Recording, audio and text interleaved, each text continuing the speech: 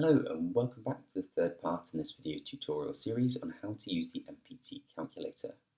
In the last video we showed you how to run a frequency sweep for a sphere and we obtained the results that you can see here. In this video we're going to show you how to edit the output of the MPT calculator and how to obtain additional outputs such as error certificates on the reduced order model and how to calculate the point at which the eddy current model is no longer valid. I hope you enjoy the rest of the video. Thanks for listening. Okay, so in the previous video we briefly showed you the results folder that was obtained when running a frequency sweep using the MPT calculator. In this video we're going to go through this in slightly more depth though. So I've just moved myself into the final frequency sweep that we ran, or the results folder for that final frequency sweep I should say. And we're going to go through what each of the folders inside this contains. So firstly we've got this data folder, and as you'd probably guess it contains all of the raw data from the frequency sweep.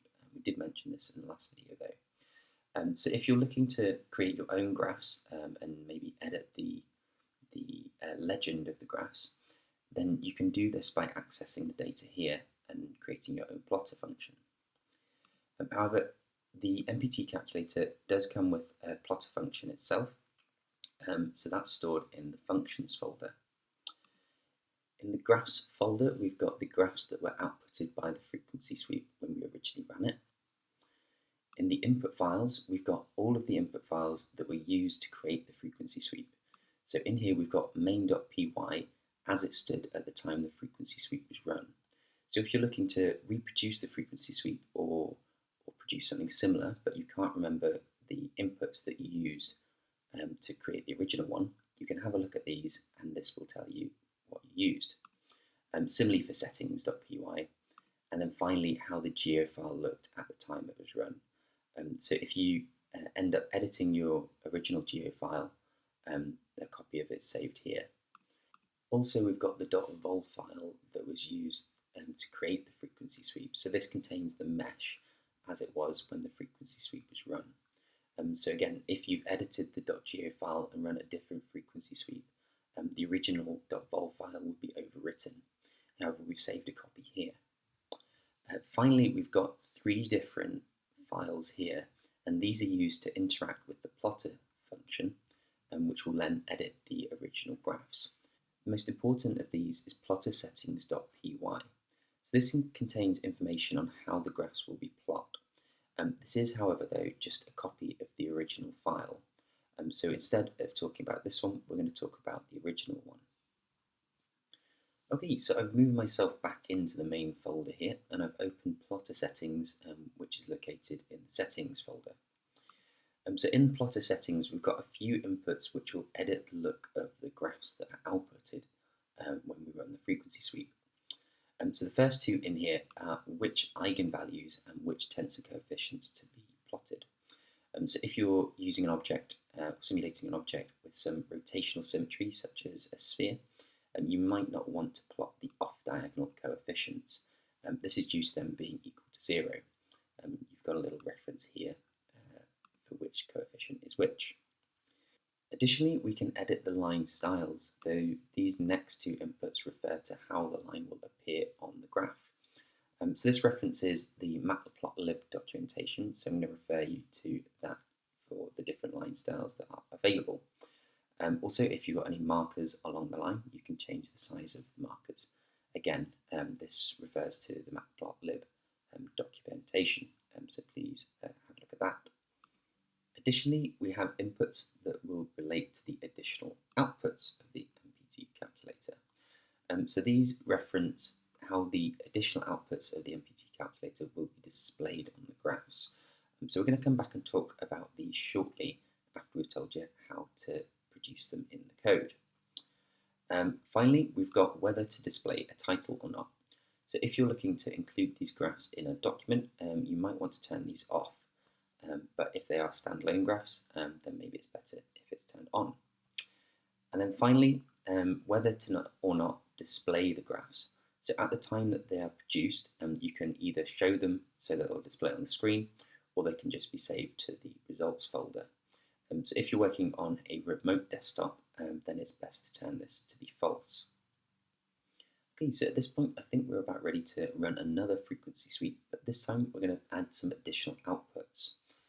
So what we need to do, we need to move ourselves into the settings folder, and then we can go down to this function called additional outputs.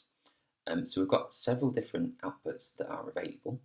The first three reference a frequency sweep, and then the last two are about exporting a VTK file for a single frequency. We'll come on to this in a later video though. So let's first talk about the additional outputs that are available for a frequency sweep. So this first one here, plot POD. So this relates to how the reduced order model is produced. So as part of the process, we have to solve the original or the big problem several times in order to produce a reduced order model. As part of that process, we could additionally calculate the value of the MPT at these snapshots. So these little X's that you've seen on the graph so far, that's what these are, since we've had this set to be true. Additionally to that, we could also produce error bars on the reduced order model. As part of creating a reduced order model, there is going to be some error in our calculation. So what the error certificates do, give an upper bound on the error that's associated with this reduced order model. And then finally, we can calculate the point at which the eddy current model is no longer valid. So what we're going to do is we're going to run a frequency sweep with all of these set to be true. So I should just change these. And we're also going to increase the number of snapshots which are taken to produce the reduced order model. This will help give us some tighter error bars. Finally, we're going to edit this tolerance that's used in the truncated singular value decomposition. By doing this, we're going to increase the size of the reduced order model, but this will also help us get tighter error bars. So saving this, we're about ready to run our simulation. One final thing we're going to do though, is we're going to change which outputs, which lines we're going to output onto the graph. So we're going to get rid of all of them except the first tensor coefficient, and similarly the first eigenvalue. This is due to the rotational symmetries involved with the sphere. We know that the on-diagonal coefficients are going to be exactly the same, and the off-diagonal coefficients are all going to be 0. So we're going to gain the same information by showing this one as showing the other two on the diagonal. Similarly, the eigenvalues will all be the same as well. So with this, we're about ready to run. So we've got all of the other settings exactly as they were for our previous sweep.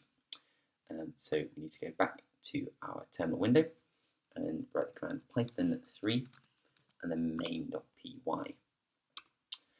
So once this is finished running, I'm going to catch up with you and we'll discuss the results. Okay, so that's finished running now. I've closed the original graphs and then moved myself into the results folder and then reopen the real and the imaginary parts of the tensor. So the first thing we notice, we've got a few less lines on the graph. So we've only got lines that are related to the tensor coefficient 1, 1. So this is because we edited the plotter settings to only plot one line. Additionally, we've got the other outputs from the frequency sweep. So we've got the error bars, or the error certificates, and you can just about see them at the higher frequencies. And we'll come on to that in a second though. We've also got the points at which the snapshots were taken. So because we ran with 17 snapshots, we've got 17 little X's along our line. And then finally, we've got the point at which the eddy current model is no longer valid. So anything under this value, we're happy that the eddy current model is valid. But after this, it starts to get a bit more questionable. This is only an estimate though. We should also say though that the error certificates are much larger at the higher frequencies. This is due to the spacing of the snapshots. So although we've got these evenly spaced along this line, we're working on a logarithmic scale. So the spacing for the higher frequencies is much, much larger than it is for the lower frequencies, causing the error certificates to be larger. To decrease the size of the error certificates, we could increase the number of snapshots.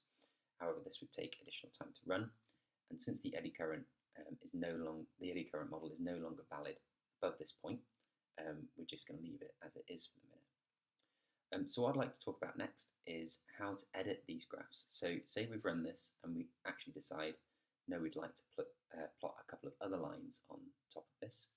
And we can do that from the results folder.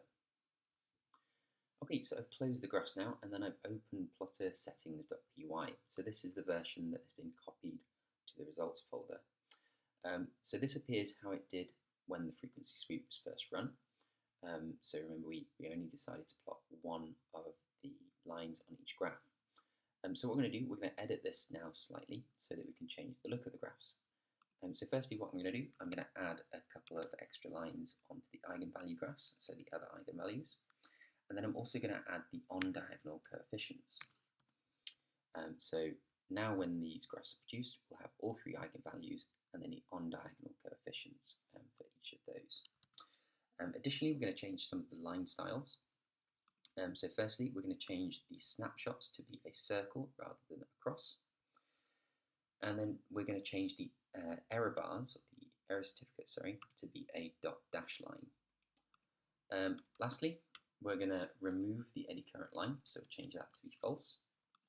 And then we're going to give the graph a title. So to reproduce these graphs, we have to move ourselves into the results folder. So I've done that. So I'm currently in this folder here.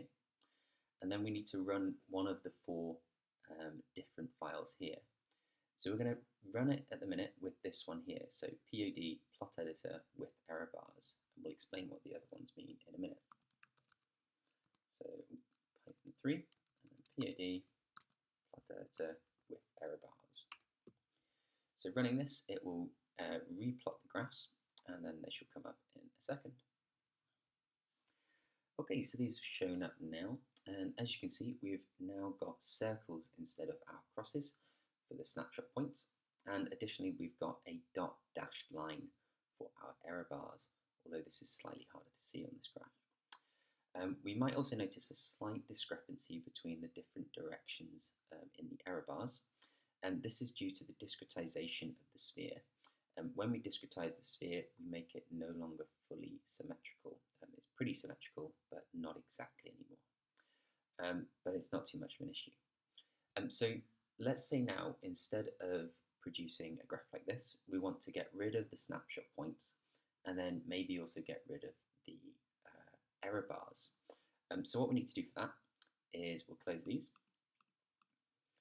And we then instead choose to run a different plotter. So for this one, we ran the POD plot editor with error bars.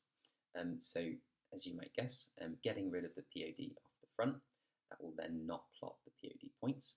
And then if we take off the with error bars, that will also not plot the error bars. So doing that, we'll say Python 3 and then just plot editor. And then run. So this will reproduce the graphs, and they should look slightly different this time. Okay, so these have shown up again, and as you can see, they look a little bit different to what they did last time. So we've got rid of the snapshot points and also the error bars. So hopefully this has helped you in how to use the visualization tool that comes with the MPT-Calculator. This is only a basic visualization tool, so we would recommend that the end user uses the data and then produces their own graphs so that they can have them as they like. But with this, I think we're about ready to stop the video. So firstly, thanks for listening. And in the next video, we're going to talk about how to create a geofile for an object of your own. So I hope to see you in the next video. Thanks for listening.